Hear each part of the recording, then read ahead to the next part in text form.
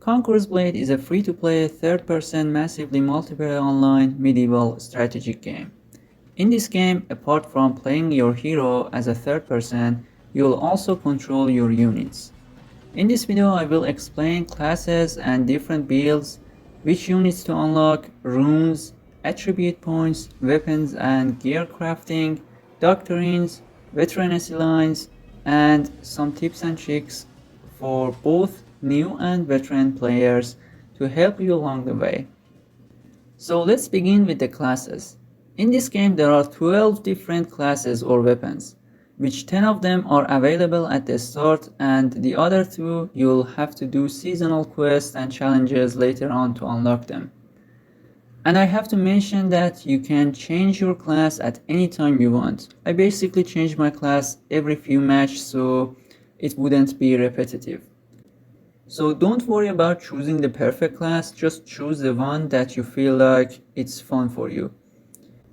And of course you can test all the classes at the beginning of the game in the tutorial. Another thing that I have to mention is that all the classes go through balancing changes. So one class might be really powerful this season but might get a nerf the next season.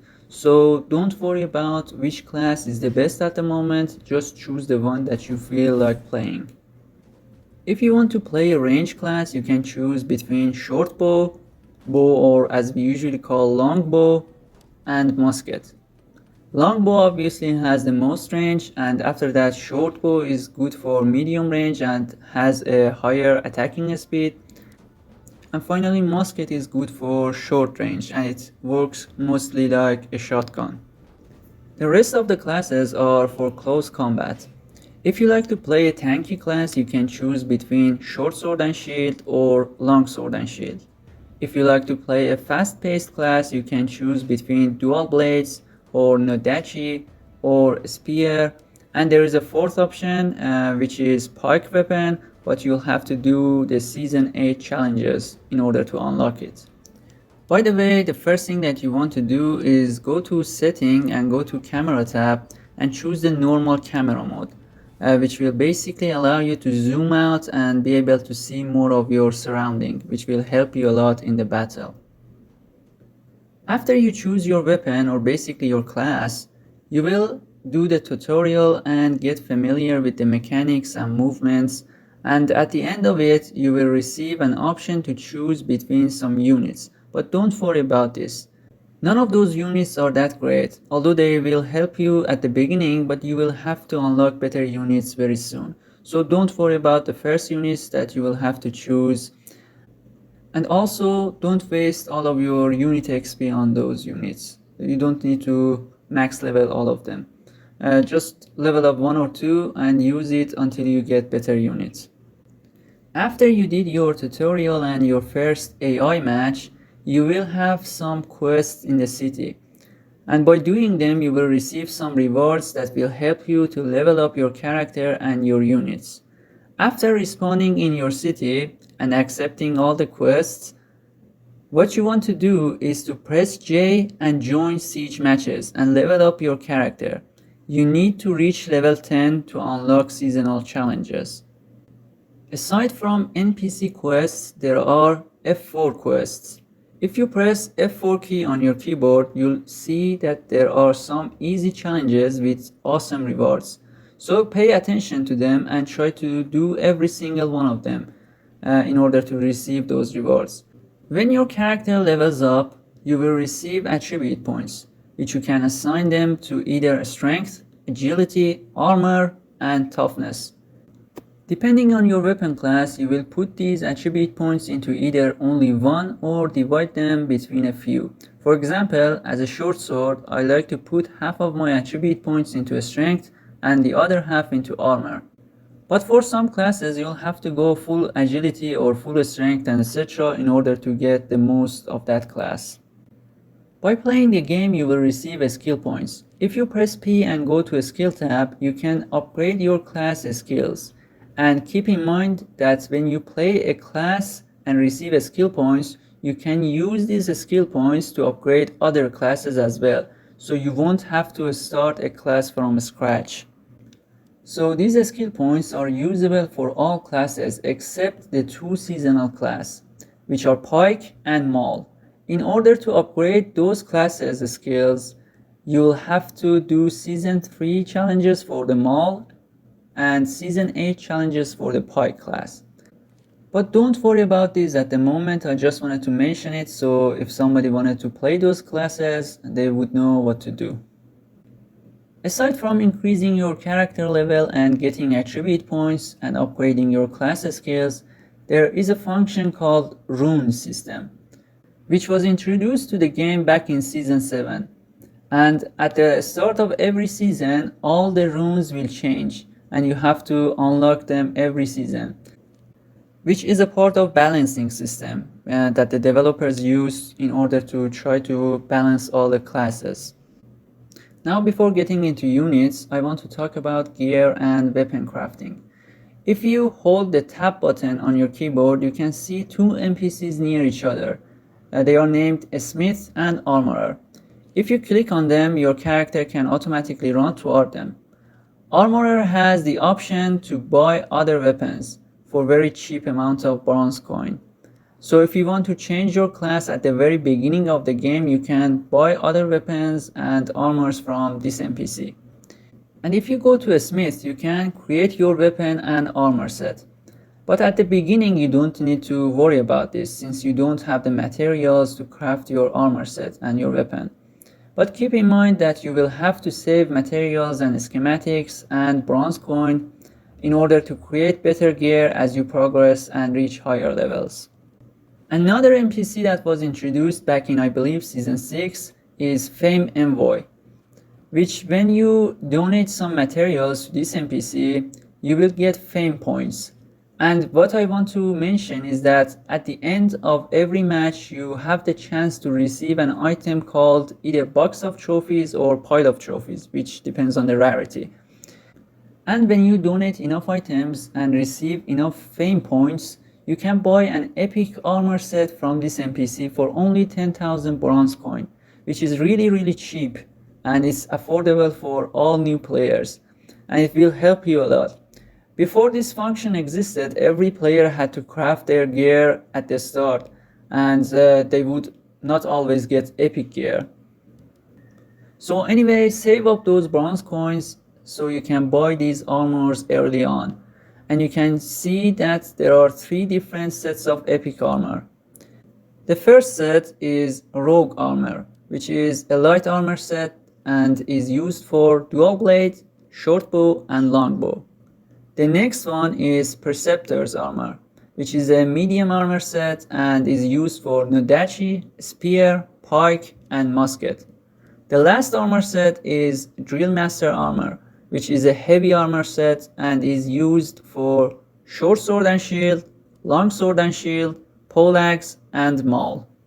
So to recap, after you choose your first class, what you want to do is to level up that class and save up materials and bronze, and when you donate enough to Fame Envoy, you can buy the specific armor set for your class. But keep in mind that this armor set is not as strong as the crafted one.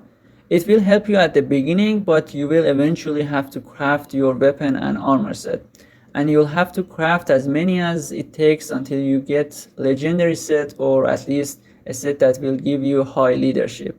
And just to explain what leadership is, the higher leadership you have, the more and better units you can bring with yourself into battle. The base leadership for everyone is 700.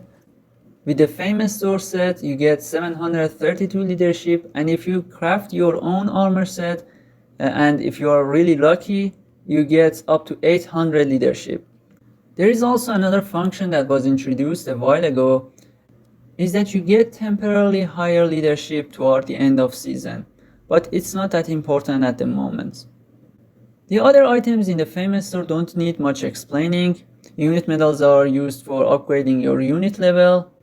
The XP cards are used to give you a boost and bonus to receive more XP and level up faster.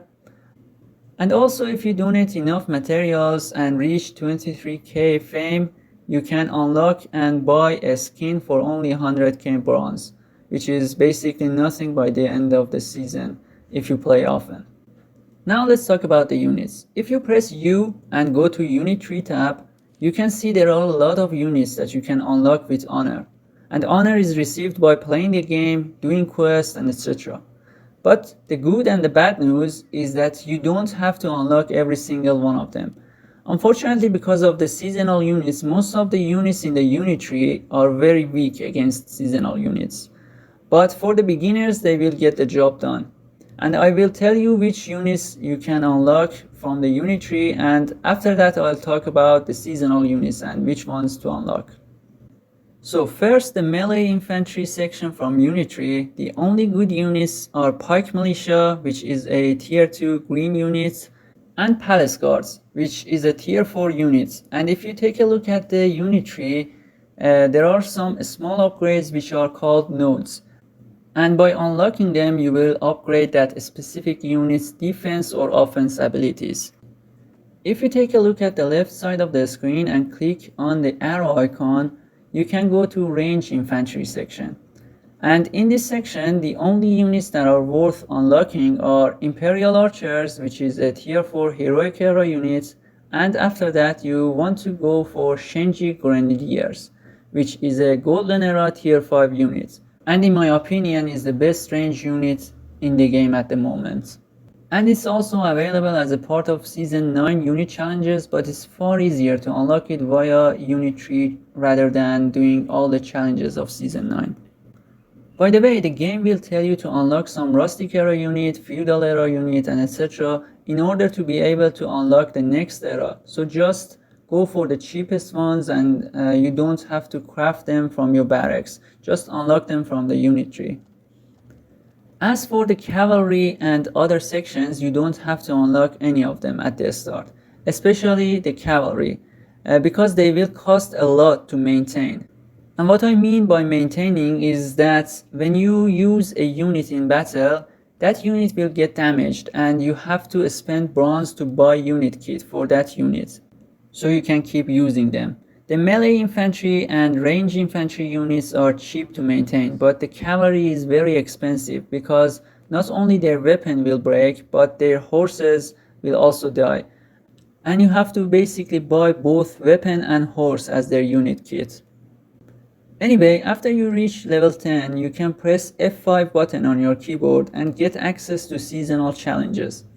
What I recommend is go to Season Challenges tab and press the icon on the top right corner which says click to switch seasons, and switch back to Season 7 Wolves of Ragnarok, and press Start Seasonal Challenges on the bottom of the screen to unlock these units.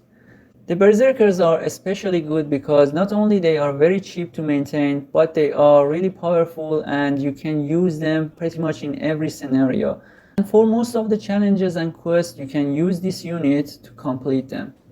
All of the units from Season 7 are worth unlocking. After that, Season 8 is also good and you can unlock all of these units, especially the tier 5 unit Model Battalion, which is amazing against cavalry and also infantry. And by doing Season 8 challenges, you can also unlock the Pike class. After you've unlocked Season 7 and Season 8 units, you don't need to unlock Season 9 units, because you've already unlocked the Shenji from Unit 3, so you can skip Season 9. But for Season 10 Highlanders, you need to unlock Claymores, which is the epic unit. After you've unlocked Claymores, you don't need to unlock any units from Paragon Seasons, which is the Season 11. But for Season 12, which was the previous season, you need to unlock the T5 units. They are at the moment one of the best melee units in the game. Since Season 13 Colosseum has started recently, I haven't unlocked the Tier 4 and Tier 5 units yet, so I'm not sure if they will be any good. And as for other seasons, from Season 2 to Season 6, you don't need to unlock any of them, but if you have the time and if you have unlocked all the units that I have said before, you can go through them and unlock whatever units that you like to have. By the way, you can change your season as many times as you like. You won't lose the progress that you have made.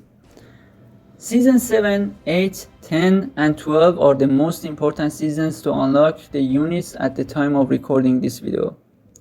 Another thing to mention is that when you unlock a unit from unit tree, you have to go to the barracks tab and press either melee or range infantry or cavalry, depending on whatever unit that you have unlocked from the unit tree.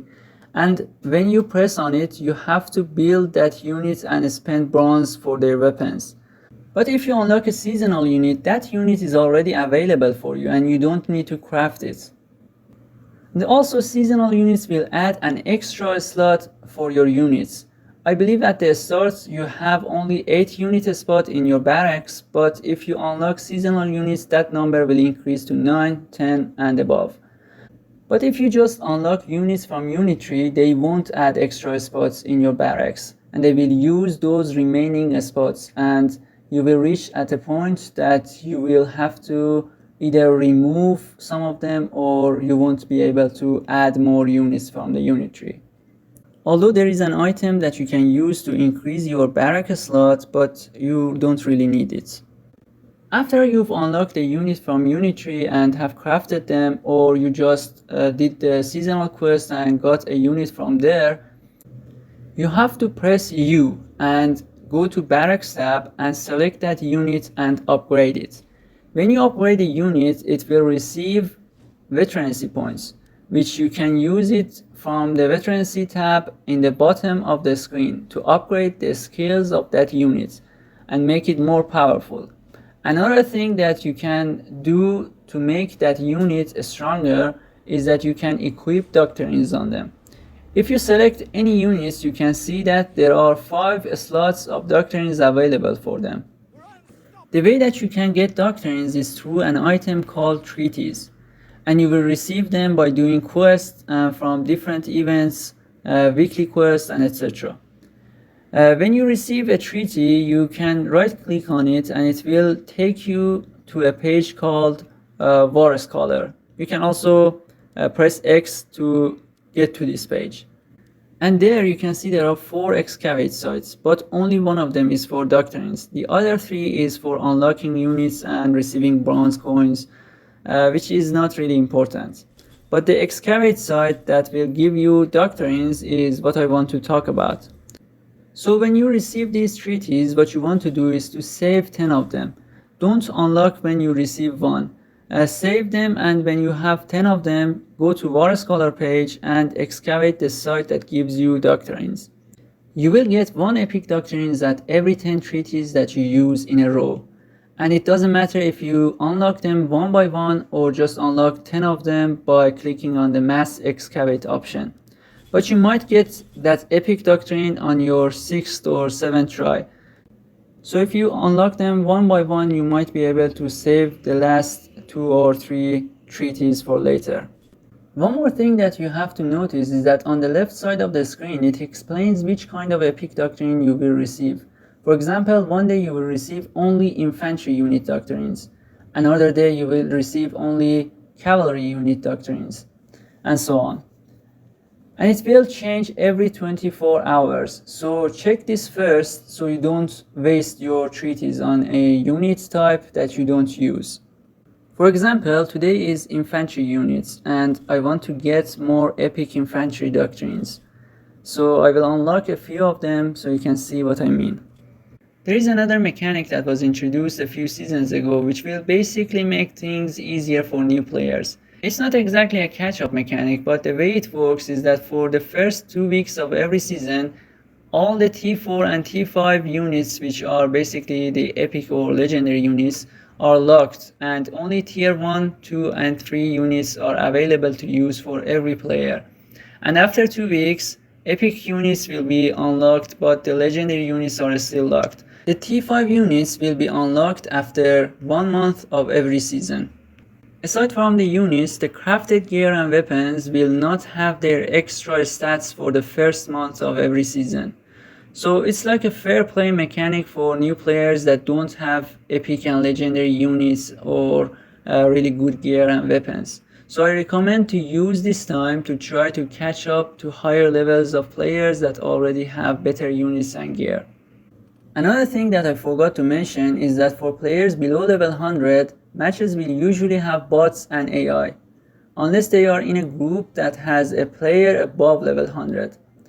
So I just wanted to mention that if you get bots in your matches, it's because that you are not above level 100, or you just play at a time of the day that the server has lower online population. One last thing is that this game is not pay to win at all. It might be a little bit pay to progress, but you really don't have to pay anything. If you like the game, of course you can support the developers by buying Battle Pass or premium accounts, but you don't have to do any of them in order to enjoy the game. I've never bought premium accounts, or I didn't even buy Battle Pass, and I already have all of the best units in the game, and I have legendary sets, weapons, and I already have loads and loads of bronze coin and silver coins. So if you just play your game and have fun, you will receive a lot of rewards and you don't have to pay anything. But I recommend, if you enjoy the game, buy the Battle Pass so you can support the developers and also receive a lot of valuable items and rewards and skins to help you along the way. The last thing that I wanted to mention are some small tips and tricks that will help you. The first one is that when you are in a siege or field match, press Z on your keyboard to view the whole map from above. Another thing is that if you press plus or minus button on your keyboard, you can change the minimap size. You can also go to setting and go to UI tab to change the HUD scaling. One more thing that I have to mention is if you press the end key on your keyboard, it will hide the whole UI, and it's a really good way to take screenshots and make thumbnails. And the last thing that many players, even high level players, don't know about is that you can check other players' levels. In order to do so, you can hold shift and click on the name of a player in the chat box, and it will show that player level and which house and alliance they are in. By the way, there is an event at the moment. If you log into the game and press O, go to activity tab, there is Warriors Welcome event, and every day you get some items, and on the 7th day you will get an epic mount. And finally, one last thing to talk about is territory wars and houses, which are basically like clans or guilds. If you press N on your keyboard, you can see that you can join either cohort, which is like the AI house that players can freely join, or you can apply it to player houses that are held by other players. But since I don't want to confuse new players, I don't want to go through this, I just wanted to explain that there are two options for any players. You can either join a cohort or you can join player houses. They usually require you to join Discord, but for cohort you don't have to do anything. You can just play your game, and if you have the time, you can participate in territory wars, which are on Saturday nights and Tuesday nights. If you press J and go to Event tab, you can see the schedule and all the timers for every event. I hope this guide has helped you and answered your questions. I tried to explain everything that I remembered, but if I've missed anything, please ask it in the comment section. I will answer all your questions as soon as I can, and don't forget to subscribe to my channel if this video has helped you. It will mean a lot to me and encourages me to make more videos like this. On that note, I will see you next time.